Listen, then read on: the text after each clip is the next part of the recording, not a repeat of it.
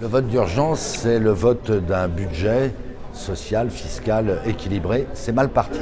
Quelle est selon vous la mesure d'urgence à faire voter à l'Assemblée ? C'est probablement, j'allais même dire dans la Constitution, de partir du principe que tous les budgets devraient être en équilibre et qu'on arrête avec les déficits qui sont maintenant devenus la norme en France depuis des décennies et qui nous empêchent de construire une économie solide et d'assurer un avenir à notre pays. Ça, c'est une mesure d'urgence. Je pense qu'il y en a plus qu'une, mais l'urgence, ce serait surtout de consolider notre budget entre le budget de la sécurité sociale et le budget de l'État. On ne peut plus se permettre d'avoir un budget séparé de ce qui représente aujourd'hui l'essentiel de la sphère publique, à savoir la dépense sociale. Il faut réintégrer la sécurité sociale sous le contrôle des parlementaires. En dehors du fait qu'il faut abandonner d'urgence tous ces projets de tax holding, pour moi, la mesure d'urgence, ce serait de supprimer toutes les cotisations assises sur les salaires non contributives, c'est à peu près 15%, et les basculer dans l'impôt sur les sociétés.